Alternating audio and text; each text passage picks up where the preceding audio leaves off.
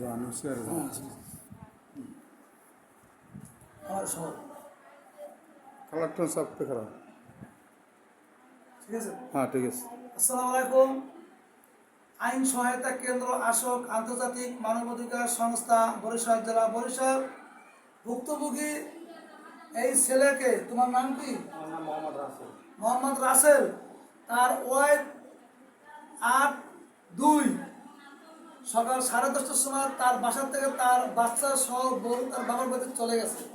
তারপর সে আনতে গেছে, আসে নাই, অপেক্ষা বসে গালিগালাজ করছে। পরবর্তীতে আজ 11/3 ইফতারের পর অর্থাৎ 7:30টার সময় এই ছেলের বাবা এবং ছেলে সহ মা সহ তারা বাচ্চার জন্য জামা কাপড়, বউর জন্য জামা কাপড় নিয়ে শ্বশুর বাড়ি গেছে।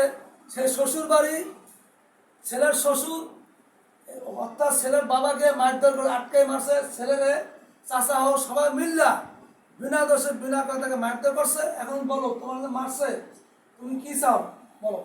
আমার তো মারছে, আমি তো কোনো দোষ করিনি। আমি গেছিলাম আনতে, আমাদের মারছেন, আমি এদের দোষী বিচার চাই।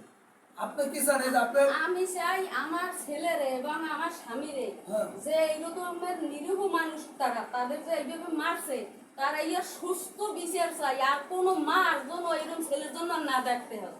ধন্যবাদ। দর্শক, এ ধরনের কাজ যাতে না হয় আমরা সামনে আগাবো, যাতে সুষ্ঠু সমাধানের জন্য আমরা চেষ্টা করব। না হলে আমরা আইনগত ব্যবস্থা নেওয়া হবে। আইন সহায়তা কেন্দ্র আশোক বরিশাল জেলা বরিশাল, যোগাযোগ 01756152702।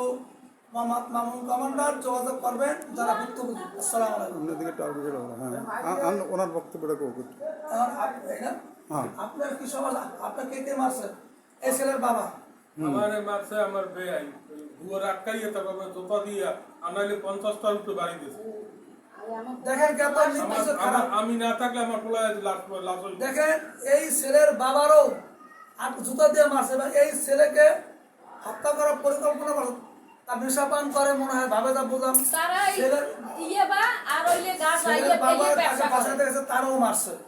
তারা ইয়েবা গাঁজার ব্যবসা করে। সঠিক বিচার, তারা সঠিক বিচার চায়। আমরা চেষ্টা করবো আন্তর্জাতিক মানবাধিকার সংস্থা বরিশাল জেলা বরিশাল। ধন্যবাদ। ধন্যবাদ।